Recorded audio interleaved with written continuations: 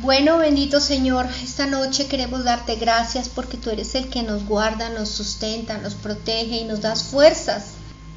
Realmente, Señor, nos das fuerzas como las del búfalo, Padre, cuando ya sentimos que no podemos dar más, tú estás ahí diciéndonos que en nuestra debilidad tú eres nuestra fortaleza. Bendecimos tu santo nombre, clamamos a ti para que nos hables en esta noche, nos fortalezcas, protejas de toda enfermedad, de todo contagio. Bendice a las personas que están contagiadas, sánalas, Dios mío, protégelas y ayúdanos. Necesitamos de ti, Señor, que nos saques pronto de esta locura de planeta. Bendecimos tu nombre y te pedimos que esta noche nos hables, nos bendigas y nos fortalezcas. Gracias, Señor Jesucristo. Amén. Amén. Anoche vimos cuánto daño puede hacerle al creyente el amor a las cosas de este mundo, cómo lo baja del espíritu. Y hoy vamos a continuar a partir del versículo 9 con otro tema diferente. Yo sinceramente le pido al Señor que los que estén oyendo esta enseñanza sientan en su corazón esa inquietud espiritual de querer conocer cada vez más de la profunda sabiduría que da el Espíritu Santo para entender cosas tanto de nivel espiritual como de nivel práctico de la vida cotidiana. Sí. Hoy podemos ponerle un título un poco extraño al tema, que serían 4 ministerios poco conocidos. Vamos a ver en Proverbios 23 que aquí hay unos ministerios para todo creyente, no necesariamente dentro de una iglesia, sino en su vida personal, sí, vida de cada día. El primero de ellos se llama cuidar al que se deja. Proverbios 23:9. No trates de hacerte oír por un necio, porque éste no apreciará tus sabias razones. Creo que todos hemos tenido esa experiencia en la cual queremos compartirle a alguien algo que nosotros ya entendimos o ya vivimos o hemos aprendido a través de la palabra y hemos dado por cierto, por verdad, pero nos estrellamos con una pared. Tratamos de mostrarle cómo es esa revelación y esa verdad, y esa persona no recibe y no recibe y no recibe. Este proverbio entonces nos da un consejo. Cuando te encuentres con un necio, entiende bien que esta persona está sellada por dentro y por fuera, está atada, está amordazada y no te va a oír. No importa las razones que tú le des, los argumentos, la palabra que le muestres, no importa la experiencia que le estés comentando, esta persona no recibe y no recibe y no recibe. Es un espíritu de testarudez el que lo toca. En Proverbios 26, 4 al 5, nos dice: nunca respondas al necio con necedades, para que no resultes ser otro necio. Aquí parece que hubiera contradicción entre estos dos versículos. El 5 dice: responde al necio conforme a su necedad, para que no se crea demasiado sabio. No se crea demasiado sabio. ¿Cómo entiendo yo este pasaje con respecto al necio? Ya nos había dicho que no trates de hacerte oír por un necio en 23:9. Ahora en 24:5 nos da una exhortación extra. No te pongas a la altura del necio. Si él está hablando necedades, no le digas lo mismo. No uses los argumentos que él está usando, no los tomes y los discutas. Tú tienes que ponerte a otro nivel. Eso se presenta de vez en cuando en la iglesia, cuando hay un espíritu por ahí un poquito indómito y el pastor de pronto plantea una verdad, un tris escandalosa, y entonces alguien levanta la mano y empieza a discutir. La única forma de acabar con esa discusión es mostrando la palabra de Dios. Pero ni aún así a veces, cuando el espíritu es absolutamente terco, la palabra tampoco lo va a convencer y la persona se va a empecinar en mantener su postura. La terquedad es un signo de inmadurez espiritual, y cuando la exhortación va dirigida hacia un punto específico y esa persona no lo recibe, lo mejor que uno puede hacer es olvidar el tema, callarse y dejar que Dios sea el que haga las cosas. Aunque de vez en cuando tendríamos que tomar en cuenta el versículo 5 de Proverbios 26. Responde al necio conforme a su necedad, para que no se crea demasiado sabio. Cuando ya no hay nada que hacer con este necio, ya se usaron las herramientas espirituales y tampoco dio resultado, entonces la única alternativa que podría quedar y que podría de pronto dar algún resultado sería exhortarlo con cierta fuerza, responderle conforme a su necedad, es decir, mostrarle que está en una postura absolutamente poco espiritual. A ver si de pronto la vergüenza hace que cambie su actitud. Cuando uno decide servir al Señor, va a encontrar este tipo de personas. Y el Señor nos lo enseñó en Mateo 7:6. Mateo 7:6. No den ustedes lo santo a los perros. Una frase bastante fuerte que hay que explicar, porque para los judíos los perros no eran precisamente animales muy de tener en cuenta, porque solían estar en manadas que eran medio salvajes, entonces solamente buscaban el alimento y hasta robaban, pero nada más. Los judíos, que tenían cierto orgullo nacional, entonces equiparaban a los incrédulos, a los impíos, con los perros. Ni echen sus perlas delante de los cerdos, no sea que las pisoteen. ¿Por qué esta figura? Porque los cerdos se comen cualquier cosa que tengan por delante. Si le echa una perla, se la va a tragar. O las pisotean y las hunden entre el barro, que es donde andan los marranitos, en el chiquero, y se vuelvan contra ustedes y los despedacen. La exhortación llega mucho más allá, porque aquí estaríamos hablando ya de cerdos salvajes o de jabalíes incluso. Alimentar un animal salvaje es un peligro. Los jabalíes son famosos por su fiereza y por su fuerza, agresividad. Atacan con mucha facilidad al ser humano y despedazan a los seres humanos. Entonces el Señor usa toda esta figura para decir: si tú tienes algo preciado, una palabra santa, mira a quién se la sueltas. El consejo sería este en términos prácticos: si ustedes intentan compartirle a alguien, háganlo una vez, háganlo 2 y hasta 3 veces. Si ven que la persona asume una actitud de cerrar su canal de comunicación, ya la palabra no le entra ni al espíritu, ni al oído, ni a ninguna otra cosa, entonces olviden a esa persona y váyanse, para que no sufran las consecuencias de encontrarse con un necio, que según dice el Señor se podría comportar o como un perro o como un cerdo. Y redondeamos esta enseñanza como cuidar al que se deja, entendiendo que hay una gran comisión hacia todos los creyentes, que es la de ir y hacer discípulos, enseñándoles a guardar todo lo que el Señor nos enseña a través de la palabra.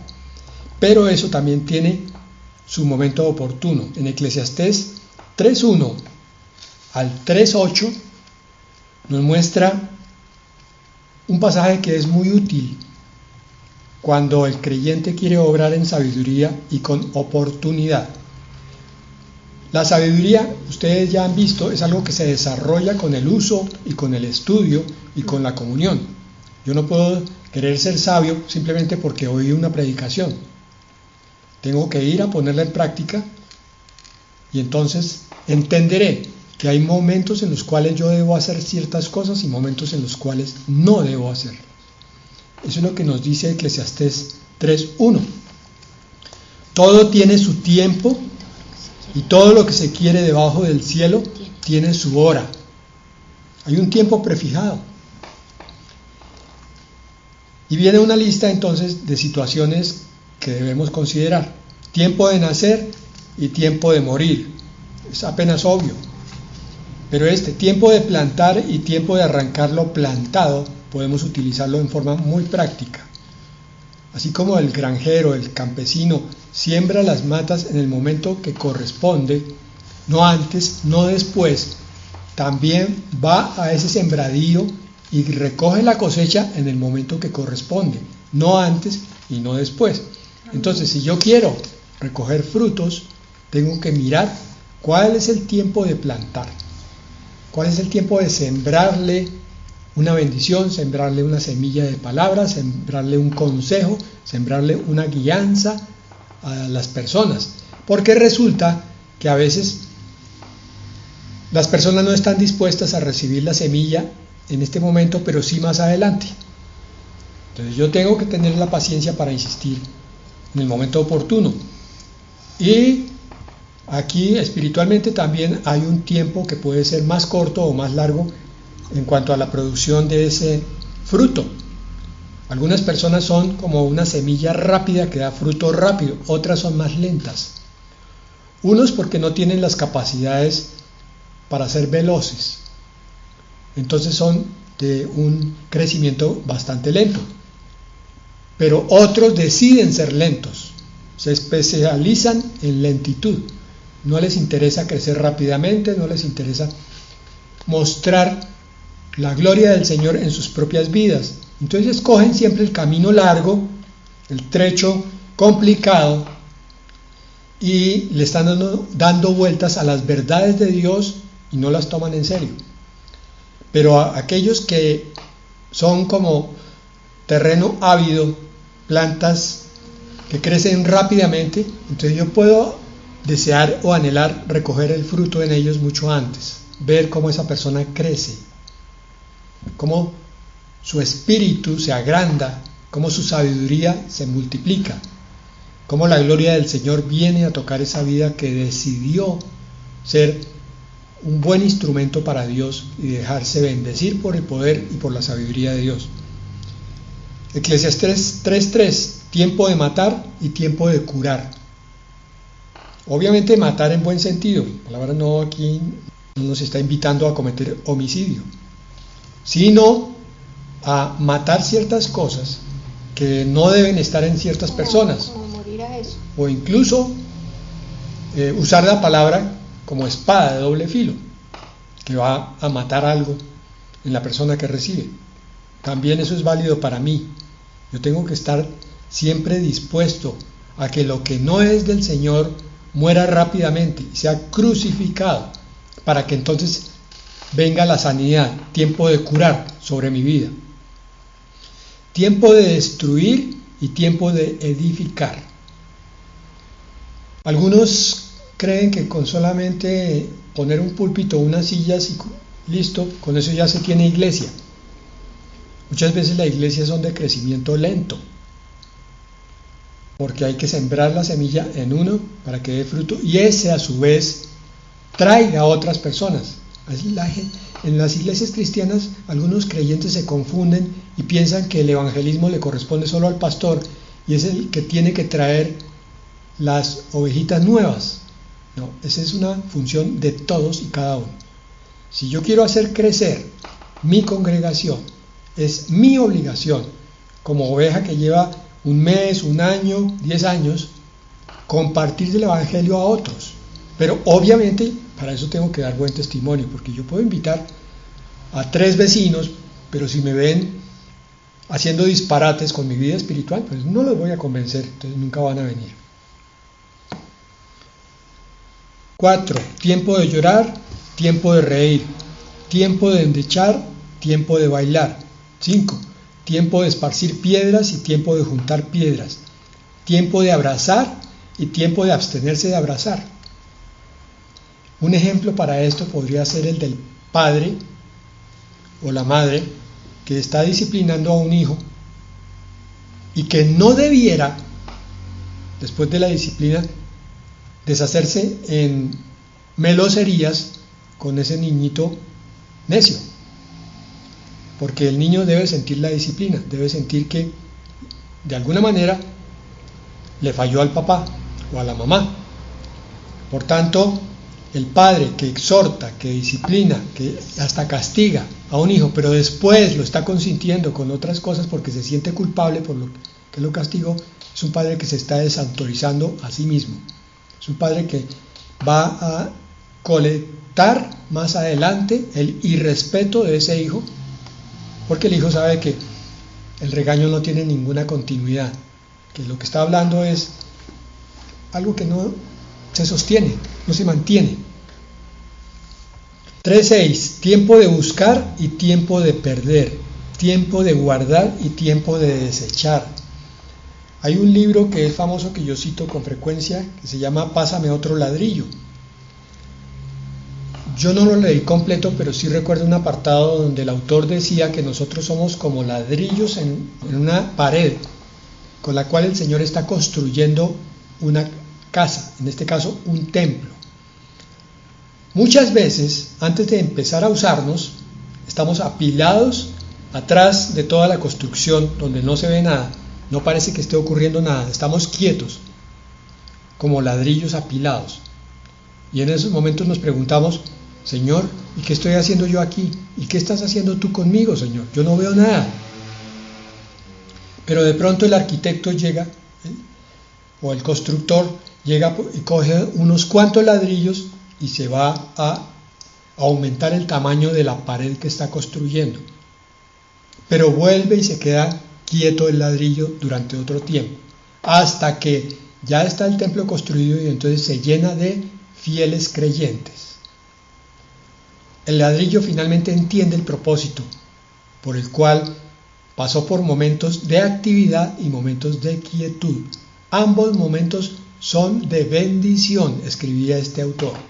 Y tenemos que aprender a discernir los tiempos para entender que a veces el Señor nos pone en total quietud, lo mismo que si fuera un partido de fútbol, donde de pronto la principal estrella tiene que quedarse en la banca, por una razón que el jugador quizá no entienda, pero el entrenador sí. El cristiano sabio ya conoce esta palabra y empieza a comprender cómo es que Dios maneja las situaciones y ya no se desespera. 7. Tiempo de romper y tiempo de coser, tiempo de callar y tiempo de hablar. Y este es el que tiene que ver específicamente con la enseñanza a aquellos que quieren oír. Para ellos hay un tiempo para hablar, pero los que no quieren oír, para ellos es el tiempo de callar. El maestro se queda callado hasta que finalmente el alumno esté listo. Entonces el maestro tiene que usar toda esa sabiduría. ¿Cuándo debo hablar? ¿Cuándo debo callar? ¿Qué debo decir? ¿Qué no debo decir? Esto no se aprende en un minuto. Lo que yo les acabo de decir no los hace calificados a ustedes entonces para que pongan en práctica todo, pero sí los califica para empezar a entender cómo es que Dios obra a través de este conocimiento de lo que es la sabiduría de Dios aplicada. Y termina en 3.8, tiempo de amar, tiempo de aborrecer, tiempo de guerra y tiempo de paz. Tiempo de Dios de Kairos. Sí. El segundo ministerio, ¿cuál era el primero? Cuidar al que se deja. Ese es un ministerio que tiene todo creyente. El Señor más tarde o más temprano le va a acercar a alguien a quien le puede enseñar algo. Entonces tiene que saber hacerlo con sabiduría. Ustedes dirán, pero ¿en qué momento me voy a estudiar entonces toda la Biblia para saber qué es sabiduría? Ya les he dicho, la sabiduría no es solamente Biblia. La sabiduría es unión con Dios, porque es el Espíritu Santo el que va a mover el espíritu del creyente hacia cuándo hacer qué o cuándo no hacer. El creyente que es imprudente, que no se deja controlar por el Espíritu Santo es el que va hablando en cualquier momento en forma imprudente, o va construyendo cuando las cosas no están listas, y entonces todas las obras tienden a ser complicadas si es que no se desploman. El segundo ministerio, cuidar al desprotegido, está en Proverbios 23, 10 y 11. Dice: no traspases los linderos de antaño, ni invadas la propiedad de los huérfanos. Ellos cuentan con un poderoso defensor que saldrá en su defensa y contra ti. ¿Por qué? Porque invadiste la propiedad de los huérfanos. Aquí los huérfanos están siendo la figura de los desprotegidos, y vamos a ver que en el Antiguo Testamento el Señor habla frecuentemente de las viudas y de los huérfanos. Vamos a ver qué nos dice. Salmo 68, 5. Y aquí hay una belleza. 5 y 6. Padre de huérfanos y defensor de viudas, es Dios en su santa morada. Qué hermoso esto. Padre de desprotegidos. El versículo 6 dice: Dios hace habitar en familia a los desamparados, saca a los cautivos a prosperidad, mas los rebeldes habitan en tierra seca. Ocurre con esta palabra que entonces nos encontramos con que uno de los ministerios del cristiano es mirar a aquel que está desvalido o que está siendo atacado injustamente, que está de alguna manera siendo desprotegido, porque Dios los defiende. Y la pregunta es, ¿por qué los defiende? Hechos 17:26 nos muestra algo en profundidad que espero que con espíritu avisado, ustedes que lo tengan en este momento, espíritu despierto, puedan captar por qué citamos esta palabra con respecto a los desamparados. Hechos 17:26. De un solo hombre hizo a todo el género humano para que habiten sobre la faz de la tierra, y les ha prefijado sus tiempos precisos y sus límites para vivir. Subrayo esa frase, sus límites para vivir. El Señor ha prefijado. Entendiendo esta palabra, miramos que no es casualidad el sitio donde estamos, ni las cosas que nos ocurren, porque el Señor prefija unos tiempos precisos, no para todas las cosas grandes y pequeñas, pero sí para las grandes. Recuerden ustedes que hay una voluntad eterna de Dios, que es la soberanía, por la cual el universo marcha hacia donde Dios quiere. Pero también existe una voluntad menor, que es la libertad del creyente, del ser humano, y que por esa razón es que existe el juicio final, porque los que libremente eligieron no estar con Dios van a condenación, y los que libremente aceptaron el llamado del Señor, entonces van a vida eterna. Pero por encima de esas dos libertades siempre está la voluntad soberana de Dios. Amén. Siempre se tiene que cumplir. Entonces, en ese sentido de voluntad es que nosotros vamos tomando ciertas decisiones, pero que finalmente, sin darnos cuenta de cómo, están cumpliendo la voluntad de Dios. Estamos en el sitio que nos corresponde vivir y en el tiempo que tenemos para vivir. Yo no voy a morir un instante antes del que corresponde según la voluntad de Dios. Ninguno de los creyentes, ningún ser humano. Y dice él que tenemos contados hasta los cabellos en nuestra cabeza. Si alguno cae, el Señor sabe perfectamente que falta uno. Versículo 27, a fin de que busquen a Dios y puedan encontrarlo, aunque sea a tientas. Pero lo cierto es que Él no está lejos de cada uno de nosotros. y 28, porque en Él vivimos y nos movemos y somos. ¿Recuerdan que estábamos hablando de los huérfanos y las viudas, o sea, los desprotegidos? Si juntamos estos dos pasajes, estamos empezando a entender que estos desprotegidos están dentro de la voluntad de Dios y que por eso es que Él los cuida, porque Él tiene un plan y un propósito para ellos. Proverbios 16:4 nos dice una tremenda verdad que es sorprendente, confirmando lo que acabamos de decir, pero mostrándonos algo más. Dice, el Señor lo ha hecho todo para sí mismo, para su gloria, para que al final se muestre su majestad y su poder.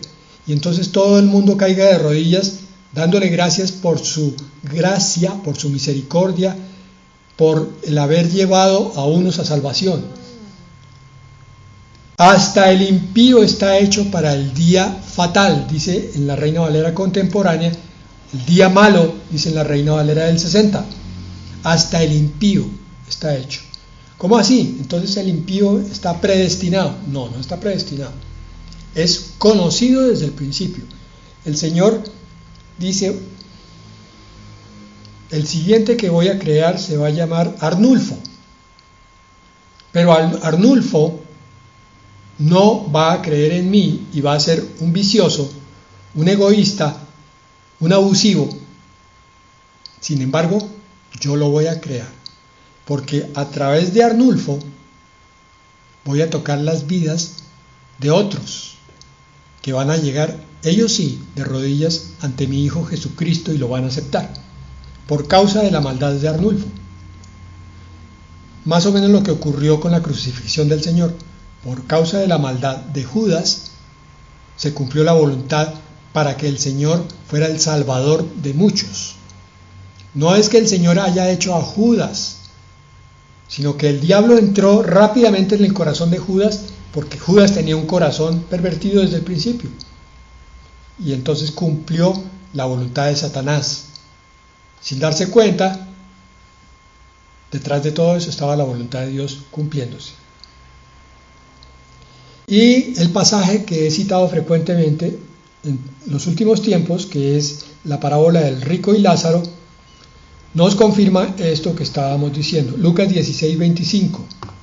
Pero Abraham le dijo al rico, hijo mío, acuérdate de que mientras vivías, tú recibiste tus bienes.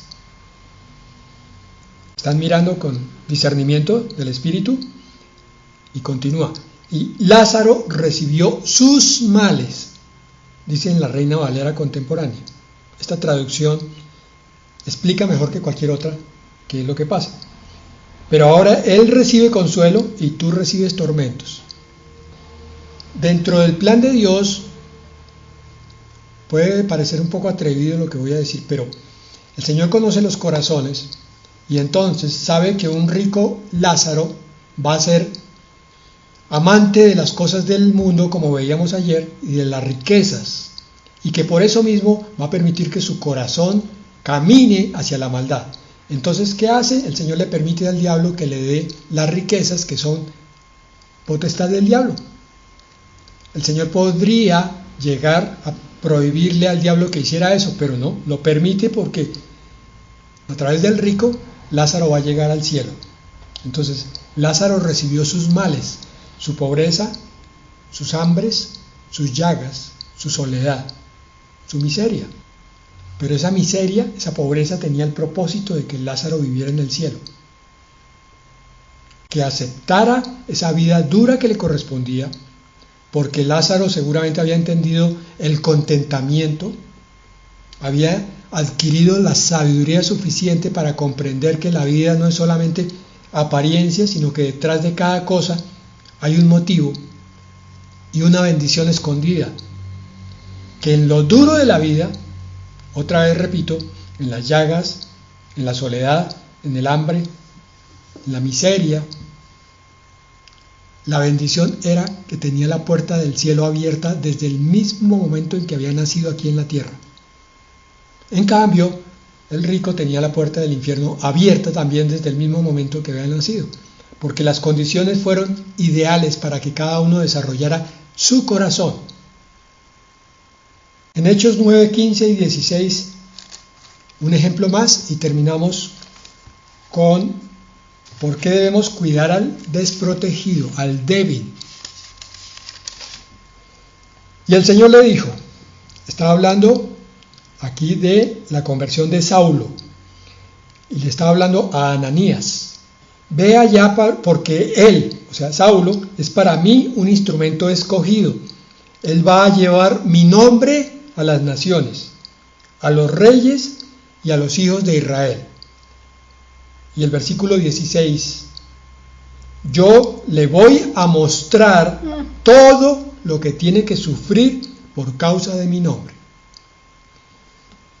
Según esta palabra, esto no es aplicable a todos los creyentes. Quiero que aprendamos también en sabiduría a entender que cada persona tiene su camino delante de Dios. Que no todos tienen por qué ser Pablo y no todos tienen por qué ser Lázaro. Pero que aquellos que no les corresponde sufrir tanto, de todas maneras tienen que pasar por momentos difíciles. Tú, hermano, momentos de prueba. Y esas pruebas lo que van a hacer es que uno levante los ojos al cielo para volverse completamente dependiente de Dios, o se coloque en una situación espiritual poco deseable, donde en vez de crecer hacia las cosas del espíritu, se llena es de resentimientos, de amarguras, de frustraciones, de vacíos, de derrotas. Pablo y Lázaro supieron entender la provisión de Dios, donde dice que todo obra para bien, todo obra para bien en aquellos que aman a Dios.